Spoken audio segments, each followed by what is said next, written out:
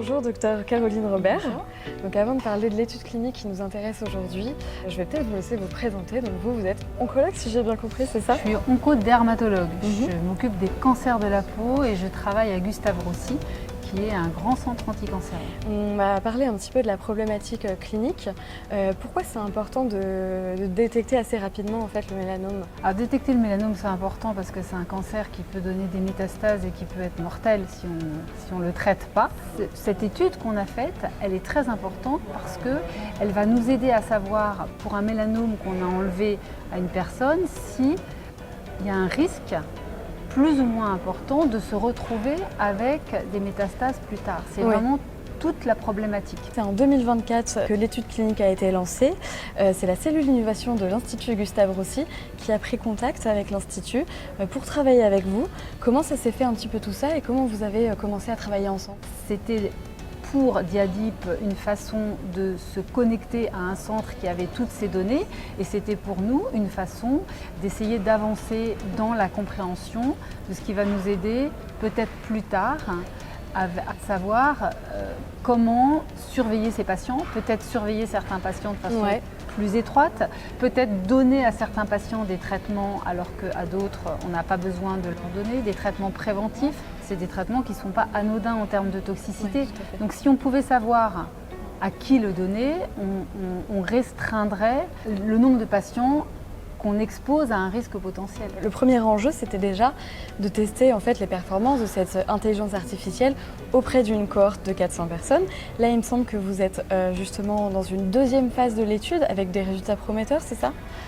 Oui, on a déjà sur nos premiers patients, on a vu qu'on arrivait à séparer les patients à haut risque et bas risque et que les patients qui sont vraiment à bas risque, il y en a vraiment très peu qui récidivent. Donc ça nous rassure dans le fait que ces patients-là, on n'a pas besoin a priori de leur donner un traitement parce que ce serait vraiment mettre à risque d'effets secondaires des gens qui ont très peu de risque de récidiver.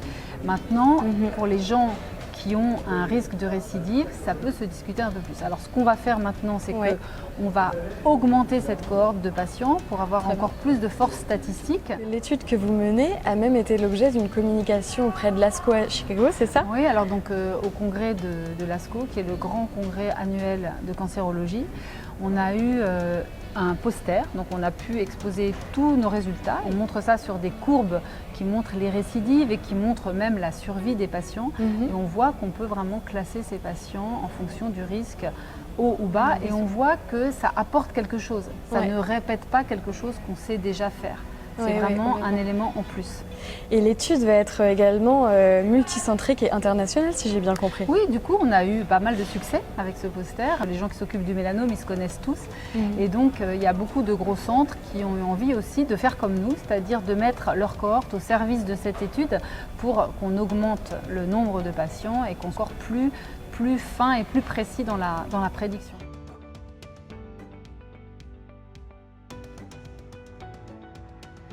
Bonjour Christina Canan. Alors vous êtes pathologiste. Est-ce que vous pouvez m'expliquer en 2 mots en quoi consiste votre métier?